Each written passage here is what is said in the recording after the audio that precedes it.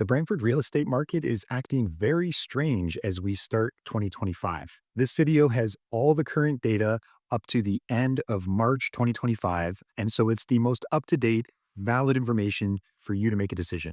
Welcome back to the Real Estate Channel. My name is Jeff Thibodeau. I'm a real estate broker here in my hometown of Brantford, Ontario, where I've been helping people buy and sell their properties for over 16 years. And during that time, I've made it my mission to study and analyze the real estate market and bring those insights to my clients. I truly believe that understanding what's going on in the market is the first and most important step to developing your strategy, whether you're buying, selling, or investing. So if you have any questions about anything you see in this video and how it relates to your personal situation, all you need to do is reach out to me directly. All my contact information is right in the video description below. Okay, let's dive into the April 2025 Brantford real estate stats so you can understand what's going on. The median sale price per homes in Brantford last month came in at $625,000. It does show that it was up 4.2% from last month and also 4.6% from last year. But let's take a look at the chart just to make sure. Now, what you can see on the far right side of this chart is that the median sale price is bouncing up and down around that 600 level, where we start in 2020 as the pandemic set in and it created a mini housing boom. And we saw the prices ramp up in 2021, level at about this spot, around the $600,000 level. And as we headed into the winter season for 2022, things went really crazy. And that's where you see that spike rolling all the way up to $800,000 before the government said, okay, that's enough. We're reversing course on interest rates very rapidly. And you saw the market slide back down. Now, the interesting thing I want to show you here is the slight trend. You almost have to squint your eyes to see it, but I've added this white dotted line that shows you since that low point, since that dramatic slide down in 2022, the market is actually back up about 10.7%. And I'm actually using the most recent low point of $600,000 the month before, not even accounting for the little fluctuation last month, which would push that number up a little higher. The thing to take away from that is once the consumer confidence returns and buyers start entering the market again, feeling good about making a purchase, you can expect that the appreciation will accelerate and prices will start to rebound quite significantly. On that topic, I actually just released a brand new written and video playbook of exactly what I do to help local homeowners here win the 4 steps to success when it comes to selling your home. I used to only give this information away in private one-on-one meetings with my clients. But this year for 2025, I decided I'm going to start giving everything I know away right here on YouTube. So I created this video playbook that even if you're not in Brantford, you can take and go work with to make sure that your home is a success. If you want access to that playbook, it's completely free. You can go read it and watch it right now. You can either click this little link will pop up on the screen, or you can scan this QR code if you're on a different device and you've got your phone handy. If you've been watching any of my previous videos, you know that the start of this year, we've had the lowest overall demand in over 15 years in the real estate market. And that trend continues into March, where we had 108 sales, which is great to see that it's up 26% from the previous month, although that's a normal thing for March to be busier than February. What we see actually is it's down 13% from the previous year, which was already a pretty slow year. And so even though we've got a slower start to the year, the demand is starting to ramp up and we hit 108 sales in March. We can expect that number to be even higher in April if everything follows seasonal trends. Speaking of trends, this chart actually just shows the last year of month over month demand. And you can see it's a very normal pattern for us to start the year slow and ramp up to peak demand sometime in April, May. Then from there, usually we slow down a little bit, but then lock in for the year until we run into the winter again. And so we're right at the beginning of that cycle where we have seen January was the low point. We've increased in February, we've increased in March. We can feel the energy coming back as we see our phones ringing and people inquiring about properties. You can definitely feel like the spring energy is right around the corner, but it just hasn't quite started yet. Now, this next slide is going to break down the number of sales in March by the price range which the property was sold. And if you're interested in more information like this, I actually do a complete other report called the Hot or Not report, where we break down every different segment of the market. I'm going to tell you a little bit more about it later, but I wanted to share this chart today These bars in white are actually what was going on in February. And if I flip real quick, you'll see that the sales ramped up in almost every price point in March. Now, I can actually overlay these two charts with each other. And so, where you see the bright red parts, that's where there was more demand in March than there was in February. We can definitely see increased demand in the lower end price points, like the $300 to $400,000 price point, and also increased demand basically through 500 all the way up to the $800,000 price point. Where we're not yet seeing the buyers really return back to the market is in that $800,000 plus. Sure, there were a couple luxury sales you see down there. And actually, of those three sales between 1.3 million and 1.5 plus, me and my team actually represented two of those three transactions. So we know what's going on. Those buyers are the rare luxury buyers. They've got other things going on. When we look at the price point from basically like $800,000 to maybe 1.2, 1.3 million. What we're really looking at there is a lot of the larger, newer construction homes in the new neighborhoods. These homes tend to have slowed down more recently because they rely on out of town buyers coming in with more equity or a good sale price on their home from the west side of the GTA and them coming in to make the offers on these properties. And so with that activity on kind of pause right now or much slower, we're seeing that segment of the market is actually a lot cooler, even though the higher end properties, the ultra luxury homes, the multi-million dollar properties are actually moving a little bit better. Oh, one more thing. If this video helps you or gives you any information that's useful, please do me a favor and take 2 seconds to hit that like button. And if you enjoy staying informed on the Brantford real estate market, I make new videos like this almost every single week. So to make sure that those end up on your homepage, hit the subscribe button and my next video will be right there waiting for you. Now, speaking of that, when we look at the equation of supply and demand, we also have to look here at the supply side, which is the number of new listings coming on the market every month. And March was a little bit of a floodgates opening up for home sellers with a 44% increase in the number of homes coming on the market in March over February. Last year, March wasn't actually that busy of a market. The market kind of got started in April. And what we're seeing this year is maybe some of the sellers are getting out ahead of that and coming onto the market a little earlier. So right now we had a slow start to the year. In March, we've had a ramp up of new listings that really hasn't been matched yet with a ramp up in demand. The next thing I want to see is that the demand ramps up over April to match the new supply that's coming on the market. That will be our best indicator on how the remainder of the year is going to play out. Now, one thing to note that you might not realize is not all new listings are actually new. And this month, the number of cancel and relist listings was actually 27% of that 242. They weren't new at all. Now, this number has hovered between, the low teens up to as high as like 50+% of the homes were cancel relists. So 27% is about normal activity we expect to see. You can think of about 3/4 of the market is actually fresh new listings. They haven't been on the market before with this owner. And about 1 out of 4 listings or 25% is a listing that was already on the market before. So the most important thing, if you can't see this data publicly when you're looking up homes, is to ask the agent or ask your agent or ask me, has this home been listed before? And what we do is we pull the listing history so you can see, was it listed at different prices? Did it get an offer that didn't come through? What happened, right? And with that story, it makes a much more educated buyer going into that property. So supply and demand work together to create the inventory level, and the inventory level is the number of homes that are currently for sale in the Brantford market. The level of inventory compared to the demand is really our best indicator of how strong or fast moving the market is. And right now, last month, inventory went up 15%. It's also 32% higher than last year. On this chart, looking back to 2021, you can see the inventory level rising and falling each year, but the trend you can see is that the high point keeps continuing up. The current inventory levels historically still indicate a balanced or even slight seller's market.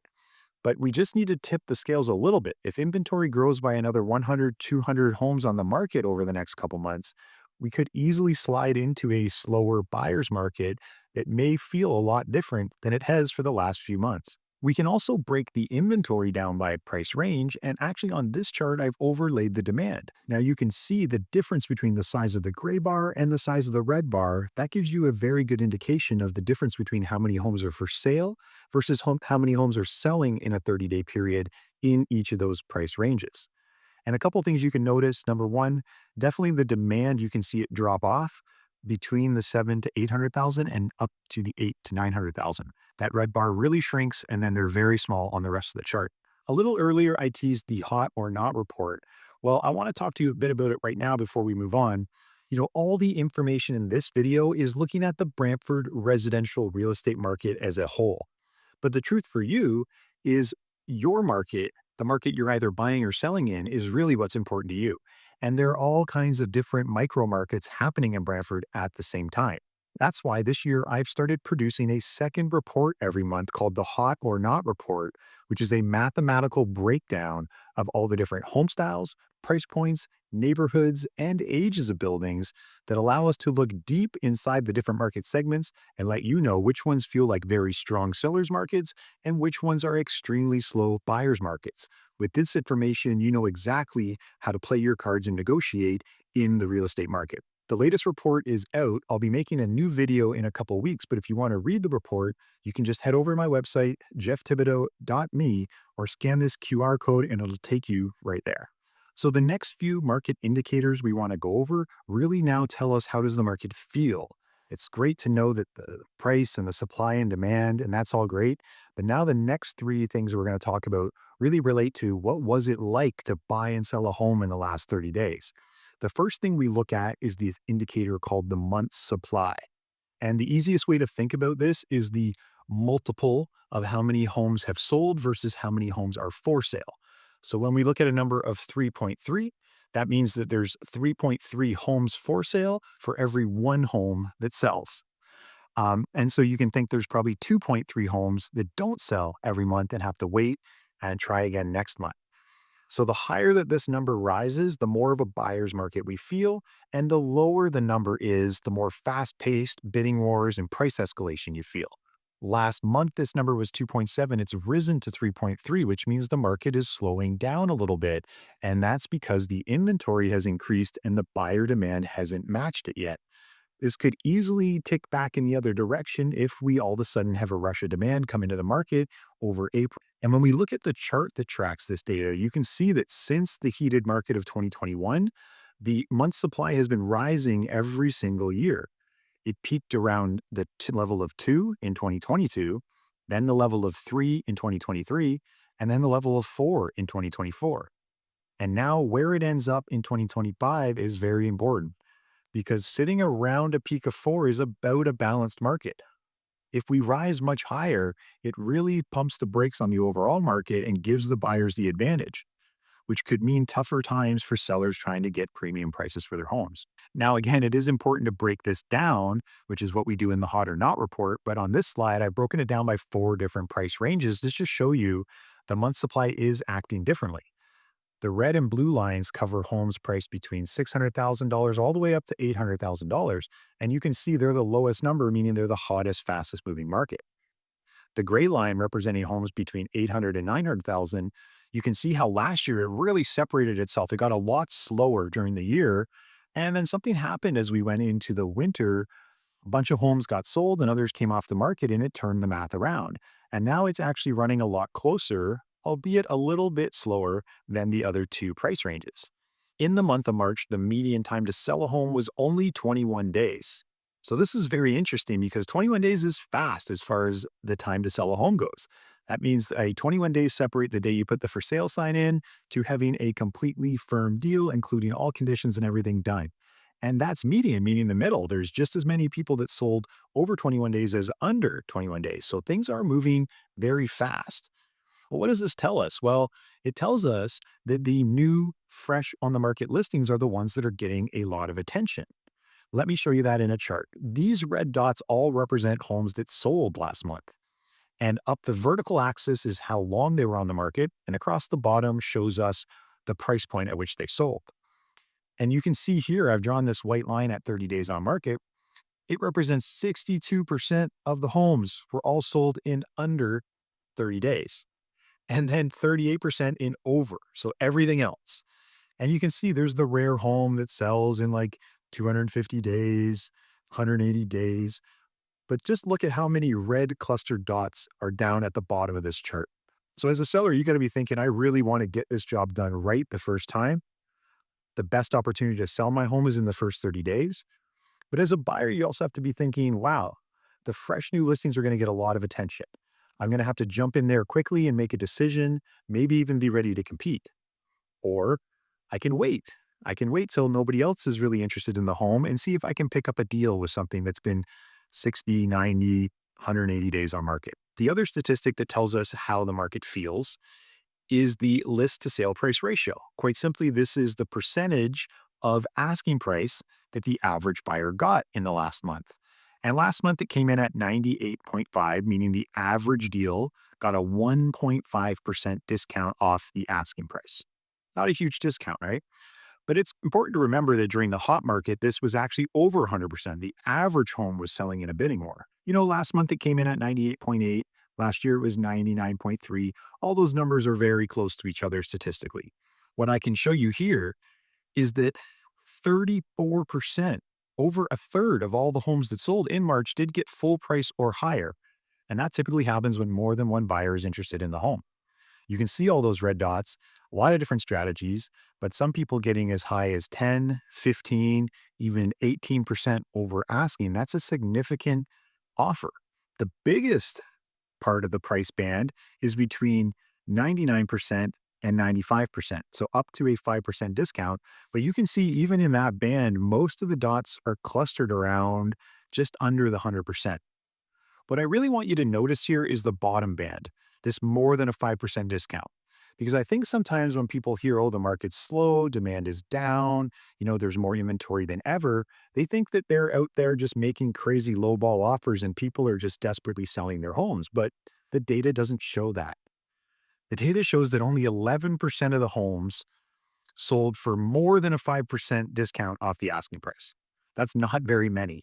And if you actually look at the red dots, there's very few of them that are down low to begin with. I only see the one on the far side here down at the 90% level. All the rest of them are kind of hovering around 94, maybe even 93%.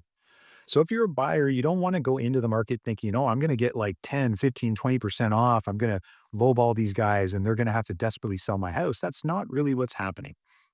What's happening instead is maybe that seller overpriced their home to begin with. Maybe their marketing wasn't that great. And eventually 30, 60, 90 days later, maybe they reduce the price.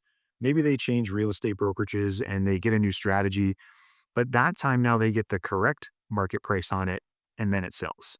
Right. So that's what you want to watch out for. Unless you have a truly motivated, desperate seller, you're probably not negotiating a massive discount on a house based on the market data. I want to thank you for staying here to the end of the video. And I want to give you a little bonus that could really help your plans if you're thinking about buying or selling your home, or you're just curious on what your home might be worth today.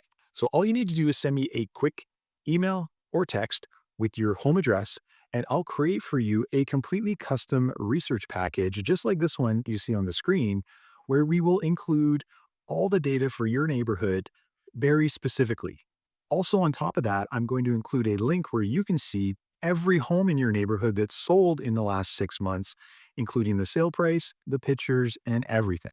Again, to get this, there's no cost or obligation. I'll personally create it for you in under 24 hours and send it your way. All you need to do is send me your address by either text or email, and I'll get on top of it. If you are planning a move this season, I'm ready and here to help.